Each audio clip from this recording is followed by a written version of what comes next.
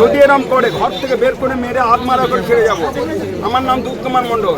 যদি এরম বাঁধরামি করে না, ঘর থেকে বের করে এনে হাত মারা করে ছেড়ে যাবো। আমি কাউকে বিরক্ত করবো না, আমার ছেলেদের এবং আমাদেরকে যদি কোনো বিরক্ত করছে ঘর থেকে বের করে মেরে যাবো। কিন্তু স্যার একটা না করে আপনারা দেখুন, আমার আর কিছু বলার নাই। আমরা সম্মান জানিয়ে সর্বধর্ম সমভাব আমাদের মধ্যে আছে। অতএব কোনো ধর্মকে ছোটোখাটো করা আমাদের লক্ষ্য নয়। আমরা চুপচাপই ছিলাম।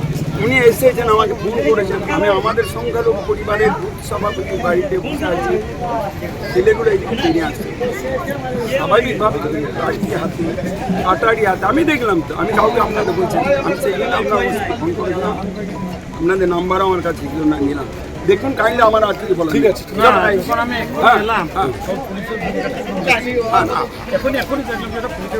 আরে ওনারা তো সুন্দর ভূমিকাটাই তৈরি করবেন, এটাই তো দায়িত্ব, রেসপন্সিবিলিটি ওনাদের সুন্দর অবস্থা রাখা।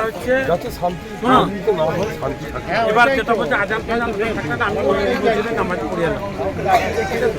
এখন ঘটনা যে ভোটটাকে নিয়ে মমতা যে প্রতিকূলতা অভিযোগ করেনি, আজ সব ভাগরে যারা ওটা ব্যাপার না। ব্যাপার হলে কিছু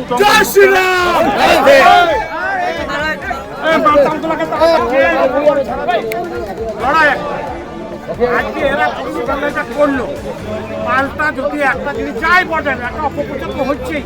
এখন একটা আসার পর কি করছে এটা দেখা যাচ্ছে। আমি তৃণমূল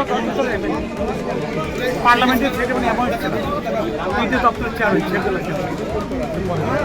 যাই হোক শান্তি থেকে এলাকার সেটা ব্যাপার। আর দুধ করার মতো লোক রেখে গিয়ে স্বাভাবিক কর্মীর গায়ে হাত করলে রাখবে, ওটা আমি এটা হতে দেবো না তো। কারণ দুধ করার অনেক আজকের অনেক ব্যাপার। যাক আমি কাউকে বিরক্ত করবো না।